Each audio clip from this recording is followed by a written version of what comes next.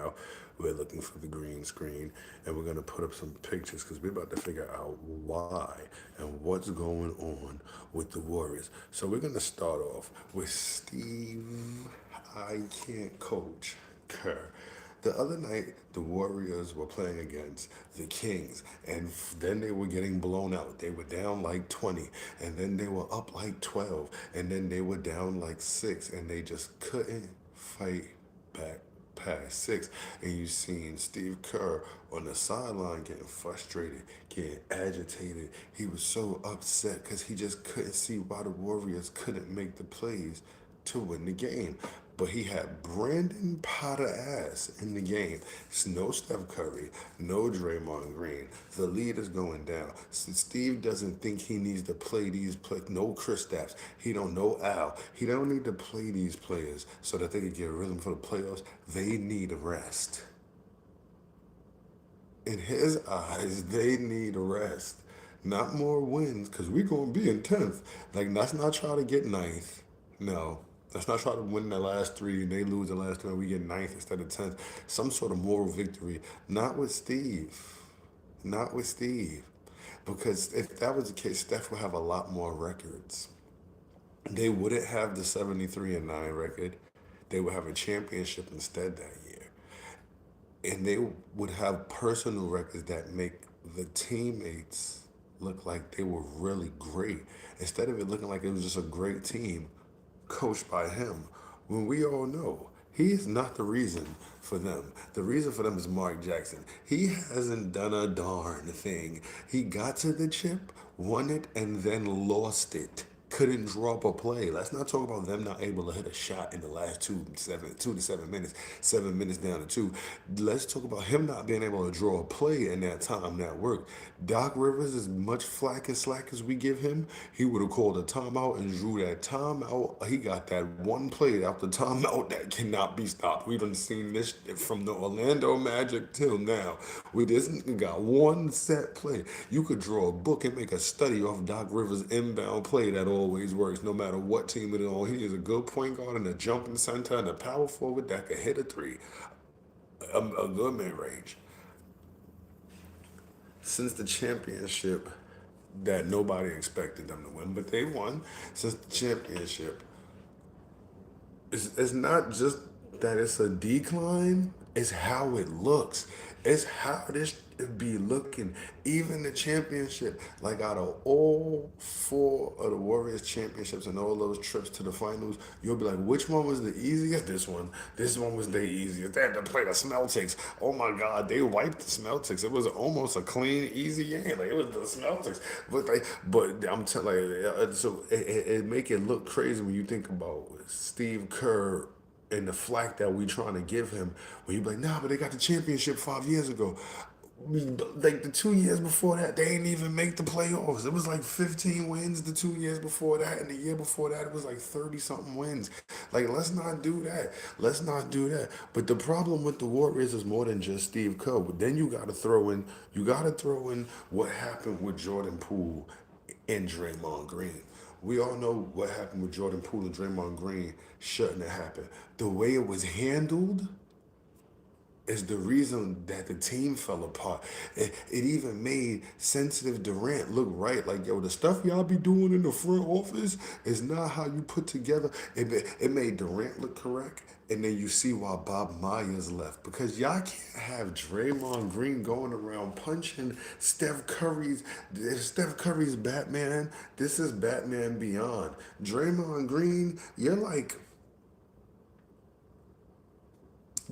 the crocodile. You're a good you help Batman sometimes. Sometimes you hurt Batman. Against the Lakers in the playoffs, you gave them the whole series. Against LeBron, you punched him and got suspended. You not Robin to Batman. You're not Steph Curry's Robin to Steph Curry Batman.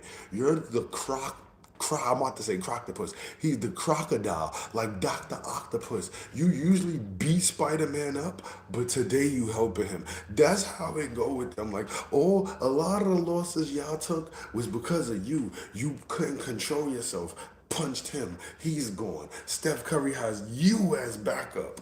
Now he don't have that. He don't got Terry McGinnis. He got Dr. Croctopus. How do you? We can't even call you when It's like calling Draymond Green is like calling the Hulk for help.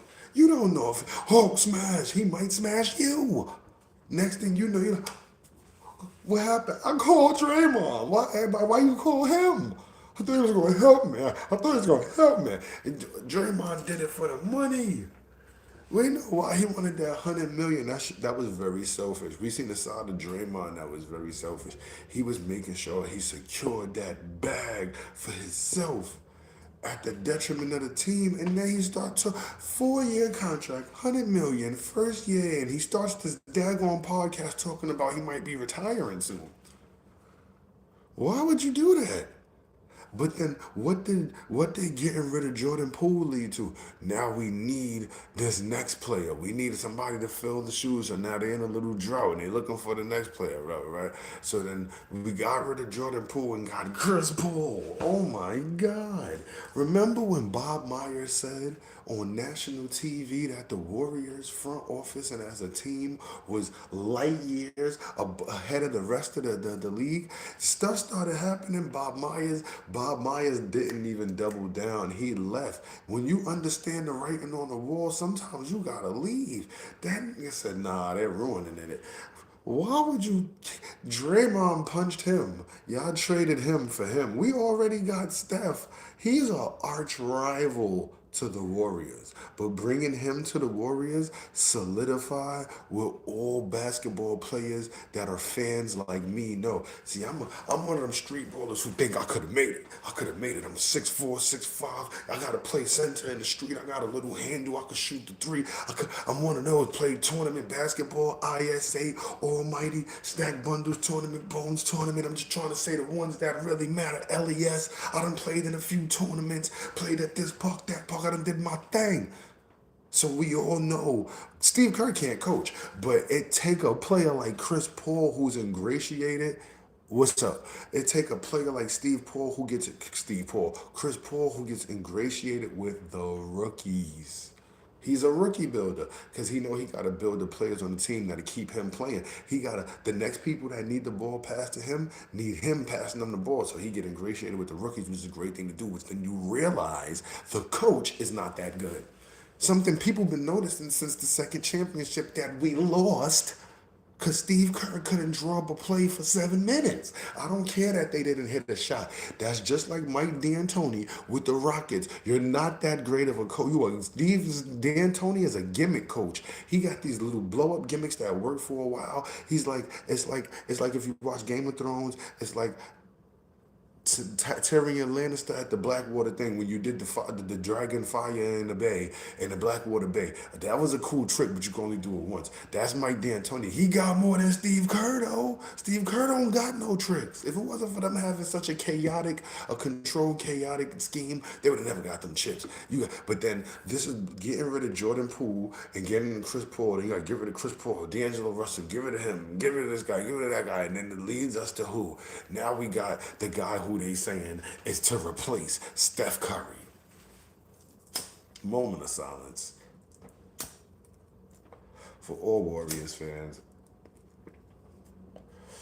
all fans of success. Moment of silence because when this guy hits the floor, it's like you know it's a loss. Last night he had 30 points. They lost. They was up. They was down 20. They was up 12. They was down 6. They lost. They down 3. There's a meme going around. Pajemski again. Potter ass versus the Knicks. They're down 1. He shoots a 3. They're down 2. They're down 3. He does a layup. Last night was the same thing. Down 1 point, he got the ball and shoots a brick. A brick. Down 2 points, he got the ball and drives as hard as he can and airballs it. Trying to set him down for good. Trade him to the D League. There's somebody in the D League that's so hungry they'll play just a little bit better than Pods, which is not that good, but it's better than Pods. Man. Taking pods is like going to the dealership and picking the car with three wheels, but the car with three wheels doesn't even have ports to put the fourth wheel. I'm not taking pods ass.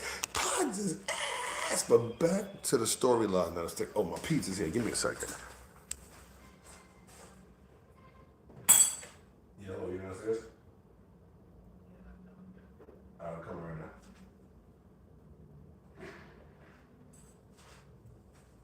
Oh man, lucky I didn't get to finish lighting Pods up. Because Pods, when you see him in the game, just know it's a loss. Just know it's a loss. Pods. Then Pods getting to play led us to losing Clay.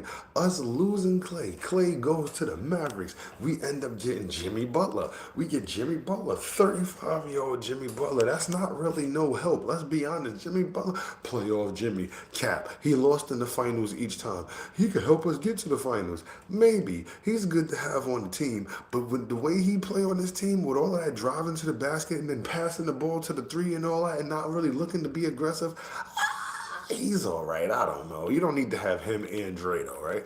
Then we needed a center. Who we get as a center?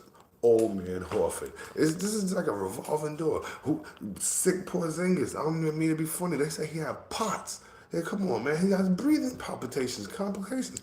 This is who, in the last 10 years, the only good people we drafted was Jonathan Kuminga and Steve Kerr. Got rid of him. Jordan Bell was all right. Barely played him. Kevon Looney, very underdeveloped. All he ever did was freaking rebound. Like, come on, Jordan Poole was our best draft. What they did with him? Nothing. God, they let Draymond punch him into freaking Washington. That's what they did with him. Look at all the trades. Look at all the stuff the Warriors be just be you. They done made so many trades. You forgot they had certain people. Come on, man. The Warriors got to stop playing with us as fans, man. But that's my time chat. These are the slum facts. We log on later. We'll be right back.